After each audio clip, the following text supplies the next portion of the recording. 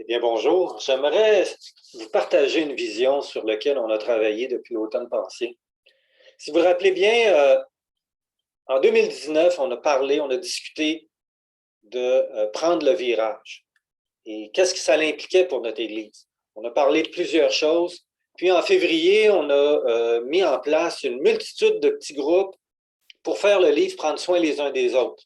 Alors, il y en a qui ont pu faire plusieurs semaines, il y en a d'autres qui étaient sur le point de commencer quand la pandémie est arrivée puis a mis un frein à tout ça. Et là, on n'a pas eu d'église pendant 6 mois, à part sur Internet. En septembre, on a réouvert en ayant des dimanches matins à sa plus simple expression, puis en faisant le reste des rencontres sur Zoom là, via Internet. En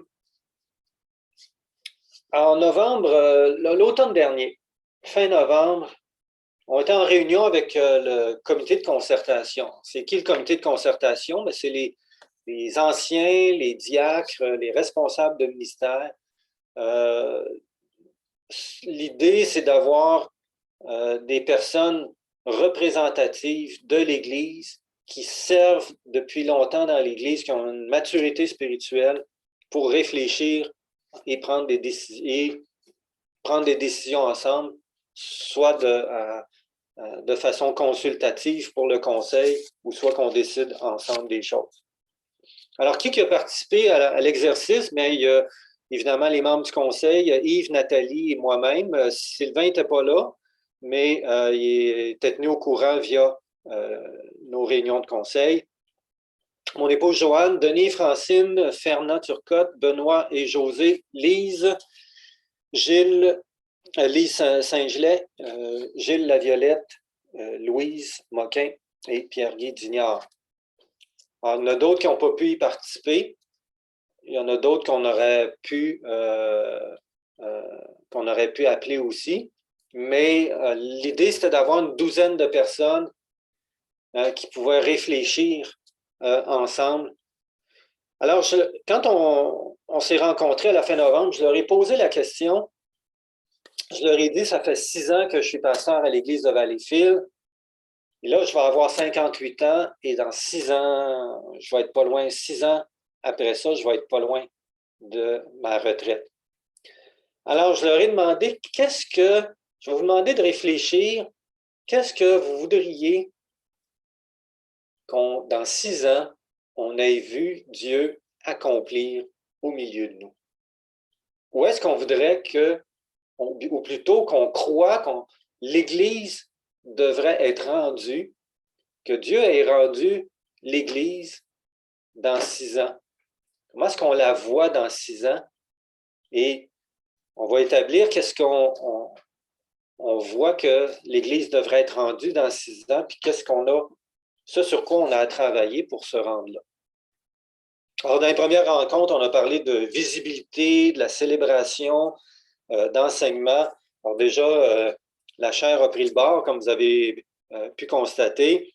On va acheter là, un nouvel équipement caméra pour avoir une qualité visuelle améliorée. On a parlé de travailler, d'améliorer, mettre à jour le site web, les réseaux sociaux et d'avoir on va parler d'avoir un nouveau nom d'église. On a décidé d'attendre après le confinement pour en discuter ensemble. Donc, il y a plusieurs choses sur lesquelles on a parlé. Sur l'entrefaite, j'ai trouvé un article, j'allais dire par hasard, mais pas d'hasard avec Dieu. Je tombe sur un article qui parle de qu'est-ce que la pandémie devrait avoir comme impact sur l'Église, surtout après la pandémie. Alors, je vous le résume. Il y avait 5 points en particulier que l'article identifiait. Le premier, c'est que l'Église n'a pas à se modeler au monde, ça c'est clair. Elle elle n'a pas à être comme le monde, mais elle n'a pas non plus à être non pertinente face au monde. Alors, le premier point, c'est d'offrir une alternative à la culture, c'est-à-dire que les gens qui sont désabusés de ce qu'ils trouvent dans le monde vont trouver une réponse dans l'Église.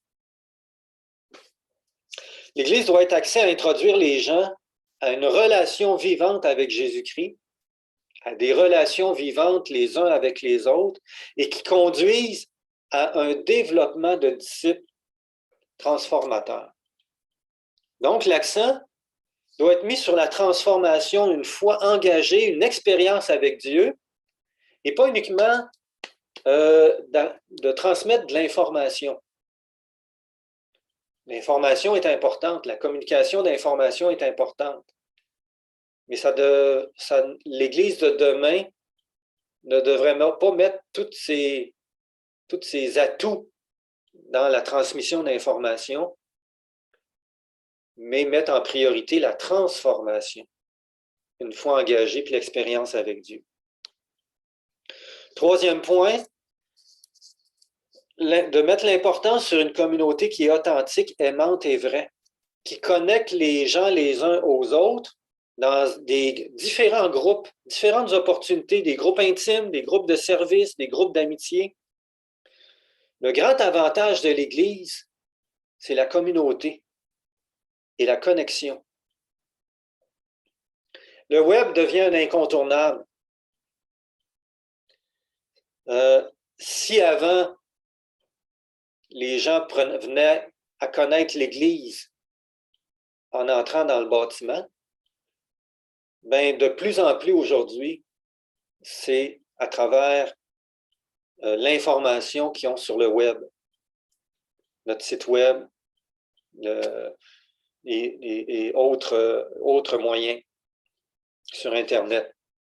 Alors, ça devient la porte d'entrée, ça devient un outil pour entretenir les relations et ça devient un outil pour le développement transformateur. Finalement, le dernier point, extrêmement important, la flexibilité. Ça, c'est une des choses que la pandémie va avoir appris à notre société, c'est que ceux qui n'ont pas la capacité de se tourner sur un dizaine, ben, ça va être au péril de leur survie, de survivre. Pensez aux restaurants, ben, il a fallu que les restaurants ils se réinventent pour survivre dans la situation actuelle. Ben, c'est la même chose pour l'Église. Alors, on décrit que le fossé entre comment vite nous changeons et comment vite la culture change, ça s'appelle être non pertinent ou sans intérêt. Rester figé dans une méthode ou une structure est la pire erreur à faire aujourd'hui. C'est-à-dire, on adopte un fonctionnement pour l'Église, puis on reste figé dedans, peu importe les changements. Excusez-moi. Peu importe les changements de la culture.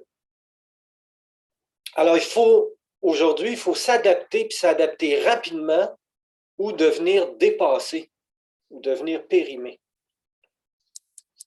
La flexibilité. Alors, plus on a une façon de fonctionner dans l'Église qui est figée, qui ne change pas, peu importe les circonstances, qui est rigide, eh bien, moins elle est pertinente pour notre société qui change dans différentes directions. Capacité d'adaptation. Alors, après avoir lu cet article-là, puis l'avoir partagé à concertation, mais ça nous a aidé dans notre réflexion à cibler les objectifs qu'on veut se donner. Dans une église, il y a différents besoins. Et ce sur quoi on s'est penché, on s'est penché sur ce qu'on croit, ce à quoi Dieu nous appelle, des priorités. Alors, il y a bien des choses, il y a bien des occasions de servir, des ministères qui ne seront pas mentionnés, comme l'école du dimanche ou autres, qui ne seront pas mentionnés dans ce qu'on va parler aujourd'hui, qui vont demeurer des besoins essentiels. Mais ce qu'on je vais vous parler aujourd'hui, c'est ce qu'on croit que Dieu nous appelle à développer pour que son œuvre s'accomplisse au milieu de nous. Alors, je vais vous montrer un organigramme que Nathalie elle a travaillé, elle a fait, qui est vraiment génial. Alors, vous avez tout en haut les besoins. Qu'est-ce que les gens ont besoin? Bien, ils ont besoin d'intimité. Soit vont le retrouver dans leur couple, ou avec des amis proches, ou avec des personnes qui vivent. Plus ils ont de choses en commun, plus cette intimité-là se développe rapidement. Il y a besoin aussi d'amitié, sans nécessairement que ce soit des intimités des personnes très proches, bien des personnes d'amitié avec qui ils vivent certaines affinités. Et il y a un besoin d'identité, de faire partie d'un groupe qui partage nos valeurs puis auxquelles on s'identifie. Alors, il y a différents besoins. Et ces besoins-là correspondent à des groupes. Dans les groupes, ce que les gens ont besoin, c'est des relations vraies et authentiques. Aujourd'hui, là, les réseaux sociaux, l'information, l'abondance d'informations et de désinformation, ça fait en sorte que les gens, ce qui leur manque le plus, c'est des relations vraies et authentiques. C'est des relations où ils se sentent acceptés, écoutés, puis aimés, sans jugement ni hypocrisie. Alors ça, c'est ce que les gens vont rechercher, ont de besoin actuellement dans notre société. Est-ce que l'Église peut répondre à ce besoin-là? Bien, on n'arrête pas de parler que la foi chrétienne, c'est une relation personnelle avec Dieu. Alors, d'avoir une relation vraie, authentique, de se sentir accepté, écouté, puis aimé, et dans le fondement même du christianisme. Et sans jugement ni hypocrisie, ben, c'est Dieu, c'est ça qu'il nous offre. Ben, c'est ça qu'on est appelé de vivre ensemble. Puis c'est ça qu'on est appelé à faire connaître au monde. Puis c'est justement ça que notre société actuelle va rechercher puis a besoin. Alors, au niveau des groupes, on vous présente un changement de vision important. Au lieu d'avoir des groupes qui sont rigides dans leur structure, c'est-à-dire, c'est par exemple des groupes qui sont tous le mercredi soir, des groupes hétérogènes qui s'appliquent, que tout le monde peut participer, qui sont par secteur, auquel c'est pas le groupe qui s'adapte aux gens, c'est les gens qui doivent s'adapter au groupe. Mais on propose un changement de vision majeur. Des groupes qui sont flexibles, qui s'adaptent aux situations et aux besoins des gens. Alors, il y a un besoin d'intimité. Mais aussi qu'on va retrouver l'intimité, c'est dans un petit groupe de 4 à 7 personnes, avec des personnes qui sont assez homogènes, donc qui vivent des choses semblables à ce que je vis. Plus on a de points en commun dans ce qu'on vit, plus il est à même de développer une intimité dans le groupe. Les groupes d'amitié, je vais vous parler des équipes. Je vais enlever l'organigramme, je vais y revenir un peu plus tard. Et je vais vous parler des équipes de service tout à l'heure, donc ce que vous aviez dans la ligne en bas dans l'organigramme. Et des groupes de partage, c'est quoi des groupes de partage? Ben, c'est des groupes de 10, 15, 30, 40 personnes qui partagent sur quelque chose qu'ils vivent en commun. Alors, ça correspond à des étapes de vie. C'est quoi les étapes de vie? Ben, il y a les adolescents, il y a les jeunes célibataires, il y a les couples, il y a les familles. Il y a, quand les enfants partent, ben, se retrouve le nid vide, la retraite après ça, les personnes âgées. Il y a différentes étapes de vie. Il y a différentes situations. Il y a des travailleurs, il y a des retraités, il y a des célibataires, il y a des couples, il y a des hommes, il y a des femmes. Donc, il y a différentes étapes de vie, il y a différentes situations de vie.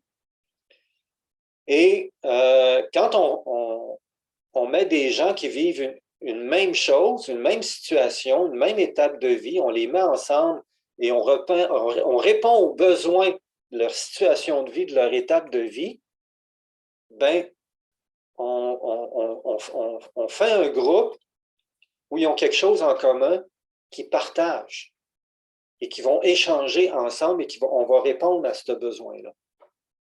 Groupe de partage. Et ça, c'est propice, vu que c'est des gens qui partagent quelque chose, une situation de vie ou une étape de vie qui ont en commun, c'est propice à développer des amitiés. Et finalement, un groupe d'identité, c'est le grand rassemblement avec la scène, les partages, l'adoration et la prédication, comme on le fait actuellement. Alors, je vais vous parler des équipes de service. Le besoin auquel on a réfléchi, c'est quoi le besoin qu'on voit que Dieu nous appelle à répondre pour Valleyfield, pour la région? Est-ce qu'on veut rejoindre et atteindre les jeunes et les familles? Est-ce qu'on aimerait ça que dans 6 ans, notre Église soit constituée de plus de la moitié de l'Église, c'est des jeunes et des familles? Je pense que la réponse vient facilement. Hein? Est-ce que les familles ont des besoins, ils ont des besoins importants aujourd'hui? Est-ce que les familles sont dépassées aujourd'hui? Définitivement. Comment est-ce qu'on peut soutenir les familles? Comment est-ce qu'on peut soutenir la croissance spirituelle des jeunes, des familles, de ceux qui se convertissent ou qui s'ajoutent à l'Église? Bien, on vous propose un changement de vision important, un changement de vision majeur. C'est qu'au lieu que les responsables de l'Église répondent à tous ces besoins-là, bien, on propose que ce soit les membres qui répondent aux besoins avec le soutien, l'aide des responsables. Alors, c'est pour ça qu'on vous propose différentes équipes de services qui vont cibler les besoins qu'on vient de mentionner et que c'est les équipes qui vont répondre à ces besoins-là avec l'aide et le soutien des responsables. C'est un deuxième changement majeur. Le premier changement que j'avais parlé, c'est des groupes qui sont flexibles, qui s'adaptent aux situations et aux besoins des gens. Et le deuxième changement majeur, c'est les membres qui servent, soutenus par les responsables. C'est les membres qui répondent aux différents besoins. Alors, on regarde les équipes de service ensemble. Je vais aller remettre l'organigramme. Alors, voici. Alors, vous les retrouvez là-bas de la ligne en jaune. L'équipe d'intercession. On a mis depuis un an en place des requêtes un suivi des requêtes de prière. Et ça va continuer, où on a identifié les besoins, on prie pour les besoins dans notre société, pour les besoins de conversion, pour les besoins au niveau de la santé, puis d'autres besoins. Ça va continuer et ça va être pour tout le monde. L'équipe d'intercession, bien, ce que vont vivre les différents petits groupes, ce que vont vivre les différentes équipes de service, bien, il va y en avoir des requêtes, des besoins de prière et d'intercession. Alors, pour les petits groupes, les différentes équipes, leurs besoins, pour les non-chrétiens qui vont être en lien avec ces différents services-là, pour les jeunes dans la foi, bien, l'équipe d'intercession, elle va intercéder pour ces différents besoins-là, les groupes et les différentes équipes de service. L'équipe d'évangélistes, ben, c'est en partie continuer ce qu'on faisait déjà, mais en l'améliorant, c'est-à-dire s'assurer du suivi des visiteurs non chrétiens et des contacts, gérer Alpha, je suis deuxième jusqu'au baptême, faire le lien avec les autres ministères d'évangélisation comme l'Association des fermiers chrétiens. Alors, on a 3 personnes de notre Église qui sont sur le comité de l'Association des fermiers chrétiens. Il y a Benoît et José et Suzanne Trottier. Alors, de faire le lien avec l'Association des fermiers chrétiens, Aujourd'hui l'Espoir, l'heure de la bonne nouvelle, qui nous envoie des contacts. Planifier le calendrier des activités et les organiser. Alors, ça peut être toute l'équipe qui participe à ça ou un comité de l'équipe, que ce soit pour les films, les sorties, les tables de livres, les déjeuners, etc. Ça, c'est l'équipe d'évangélistes. Une équipe d'accompagnement spirituel. Ben, quand il y a des jeunes convertis ou des jeunes chrétiens qui se joignent à notre Église, ou des chrétiens qui y sont depuis un certain temps, qui ont besoin de grandir ou d'être affermis dans un domaine ou dans plusieurs domaines, bien, ceux qui font partie de cette équipe-là, ils ont à cœur les aider à grandir. Ils ont à cœur de les faire passer, les aider à passer à une autre étape, à aller plus loin. Alors, c'est un accompagnement pas pour enseigner, c'est un accompagnement pour prier, écouter, puis partager son expérience pour aider. Alors, c'est une aide intentionnelle pour ceux qui aimeraient, qui ont le désir de développer leur vie spirituelle. Quatrièmement, l'équipe d'enseignement de message. Ça fait longtemps que je rêve et que je prie pour qu'on soit plusieurs à préparer, à méditer le texte biblique, à préparer que ce soit un enseignement ou le message ensemble, à chercher les exhortations, les illustrations, les applications en groupe, en équipe, et aussi d'évaluer les enseignements puis les messages par la suite. Alors, mon désir, c'est que ça ne soit pas juste le travail du pasteur principal, mais que les différents dons qui se manifestent dans l'équipe bénéficient à toute l'Église. Alors, ben, vous me connaissez comme votre enseignant depuis 6 ans, ben, j'ai des forces et j'ai des faiblesses. Et certainement qu'un travail d'équipe va renforcer des forces et compenser pour des faiblesses. Ça serait vraiment pour moi une bénédiction de voir ça venir à jour. Cinquièmement, ben, on a un cégep où il y a 2000 étudiants. On a des jeunes au centre-ville. Comment est-ce qu'on peut les atteindre?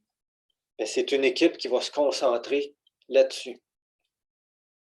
De même pour les enfants du primaire, début secondaire, qui n'entendent pas du tout parler du Seigneur, Jésus, ben, qui aient l'opportunité d'entendre c'est qui Jésus, d'entendre sa vie, son histoire, de le connaître, puis que leur cœur soit touché pour qu'éventuellement, ils viennent à devenir ses disciples. Alors, par différents moyens, c'est une équipe qui se rencontre puis qui se donne un plan d'action pour atteindre les enfants de notre communauté. Équipe de soutien aux familles, mais les familles aujourd'hui ont des besoins, ont différents besoins, et c'est des gens qui mettent leur effort, leur connaissance en commun pour apporter de l'aide concrète aux familles. Alors, c'est pas juste pour, par exemple, faire un culte familial, ça peut être ça, mais ça peut être aussi simple que améliorer la gestion du temps. Les familles aujourd'hui n'ont plus de temps. Alors, comment est-ce qu'ils peuvent prioriser, mettre des priorités, puis mieux gérer leur temps? Ça peut être un besoin pour une famille. Donc, il y a tellement de besoins. Alors, la seule façon, c'est de connaître ces familles-là, de les écouter et d'offrir notre aide. Et finalement, ça fait des années que l'Église prie pour qu'il y ait un groupe qui débute à Huntington ou dans la région ce qu'on appelle le Haut-Saint-Laurent. Alors, entre Valleyfield et la frontière américaine, il n'y a aucun témoignage francophone. Et donc, pour une communauté qui est à plus de 60% francophone. Alors, il y a 25 000 habitants dans le Haut-Saint-Laurent, 15 000 francophones, aucun témoignage en français. Alors, ça fait longtemps qu'on prie pour ça. Je pense que c'est maintenant le temps de mettre ça en prière et de débuter, commencer un petit groupe, publiciser, évangéliser le secteur et éventuellement dans le but d'implanter une église fille. Donc, les différentes priorités qu'on a identifiées, pouvez-vous imaginer dans 6 ans une église qui est au service des gens pour répondre à leurs besoins à travers une multitude de petits groupes, à travers des équipes de service. Il y en a qui se concentrent à intercéder pour que l'œuvre de Dieu se fasse. Il y en a qui se concentrent au niveau de l'évangélisation, d'autres au niveau de l'accompagnement spirituel, d'autres au niveau de l'enseignement, d'autres au niveau des jeunes et du cégep, d'autres au niveau des enfants, d'autres à soutenir nos familles, puis d'autres à implanter à Huntington. Il me semble que ça fait une église qui a beaucoup de choses qui bougent et qui travaille au développement de ce que Dieu veut accomplir au milieu de nous. Je vais fermer l'organigramme. Le dernier point que j'aimerais vous parler, j'ai mentionné il y a quelques mois au comité de concertation. Comme je vous ai dit au tout début, j'arrive à 58 ans. Et saviez-vous que la majorité des pasteurs actuels vont prendre leur retraite dans les 10 prochaines années? Alors moi, je suis à la limite des baby boomers. Je suis à la fin des baby boomers. La majorité des pasteurs qui sont dans le ministère actuellement sont des baby boomers et vont prendre leur retraite. Alors, avant de trouver quelqu'un, ça peut prendre plusieurs années. J'ai dit aux frères et sœurs que si on veut avoir un impact au niveau des jeunes et des familles, puis on a discuté au conseil, on en est arrivé à la conclusion que ça serait mieux qu'on ait un jeune pasteur qui a une famille. On veut avoir des serviteurs en formation. Ça serait mieux qu'on ait un jeune pasteur qui vive la réalité des jeunes serviteurs en formation et qui forment une équipe ensemble auquel je participerai. Alors, ça peut prendre plusieurs années actuellement. Il n'y a pas juste les logements qui sont rares là, de ce temps-là, les pasteurs aussi. Ça pourrait prendre 2-3 ans avant de trouver un jeune pasteur. Alors, en 2014, quand vous m'avez appelé, en 2014, la situation était une réalité qui est différente de celle d'aujourd'hui.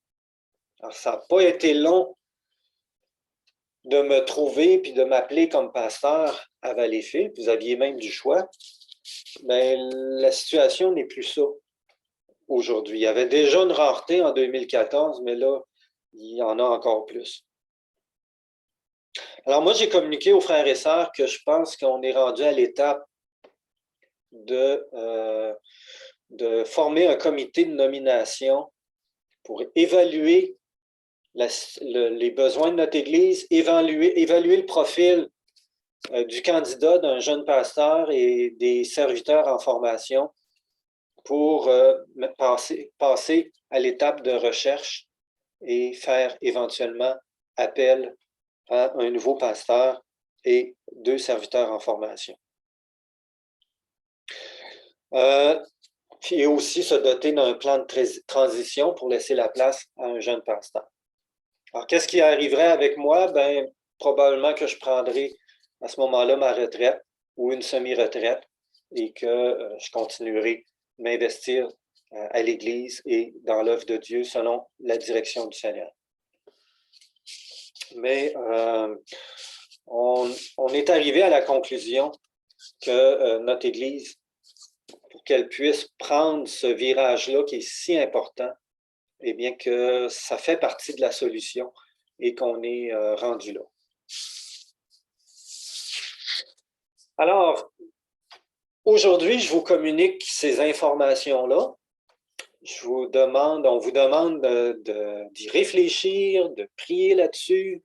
Sûrement que vous allez avoir des questions, vous voudriez faire de commentaires, mais pourquoi on ne développe pas tel service ou telle équipe? Pourquoi les groupes? Et donc, toutes les questions, les commentaires que vous avez, vous pouvez en discuter avec moi ou avec l'un ou l'autre des membres du comité de concertation.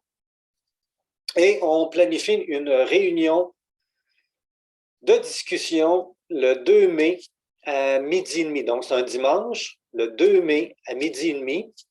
Alors, on devrait pouvoir voter le bilan 2020 à ce moment-là.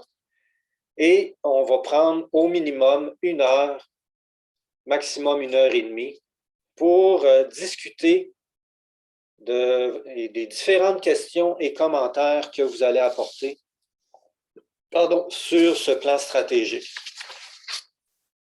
C'est des changements qui sont trop importants pour faire ça rapidement. On va y aller par étapes. Et donc, vous allez avoir le temps. Le comité de concertation, on a eu plusieurs semaines, plusieurs mois. Ils ont eu pour y réfléchir, pour amener le commentaire, poser leurs questions, puis on va faire le même processus avec les membres. Donc, on fait cette réunion-là le 2 mai.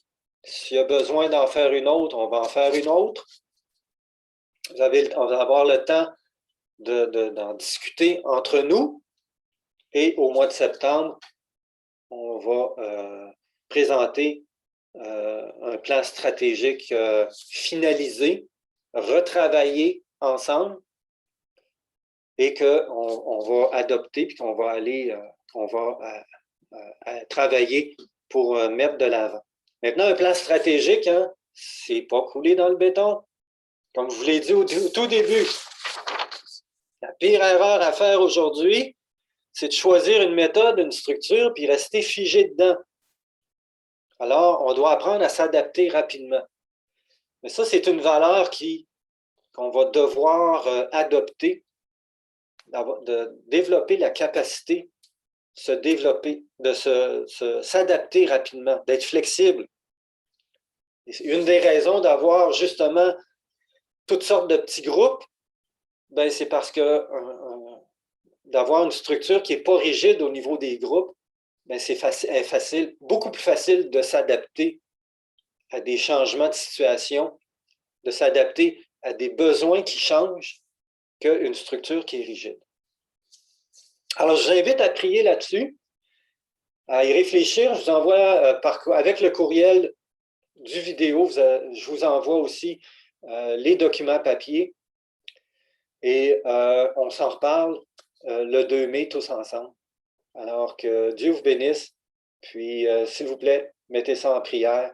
On va prier là-dessus, puis prions particulièrement les uns pour les autres pour que, ça soit la volonté de Dieu qui se fasse, ça soit lui qui nous conduise par son esprit, qui nous donne la sagesse, l'intelligence pour faire l'œuvre auquel il nous appelle. C'est souvent la prière que vous m'avez entendue et qu'on a faite depuis plusieurs années.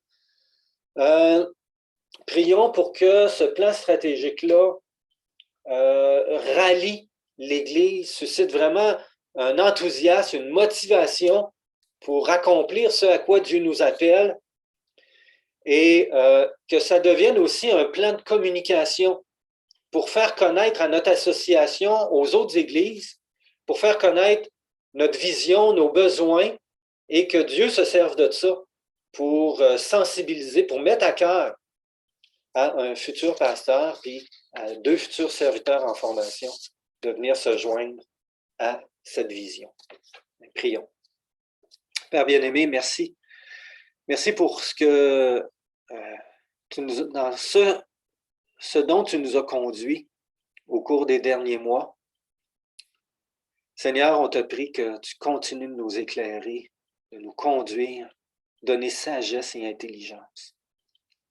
Seigneur, nous te prions au travers de nos réflexions et de ce plan d'action, te prions de nous utiliser, de nous conduire à avoir un impact auprès des jeunes, des familles, des moins jeunes aussi, pour qu'ils soient sauvés, qu'ils entendent parler de toi, qu'ils viennent à la connaissance de Christ et qu'ils soient transformés par toi. Seigneur, nous te demandons de pourvoir financièrement, de pourvoir humainement, de pourvoir pour que dans 5-6 ans, l'Église de la Valleyfield soit une Église dynamique, vivante, rajeunie, transformée par toi. C'est au nom de Jésus qu'on t'en prie. Conduis-nous, Seigneur, et rallie-nous autour de toi. Au nom de Jésus. Amen. Que Dieu vous bénisse. À la prochaine.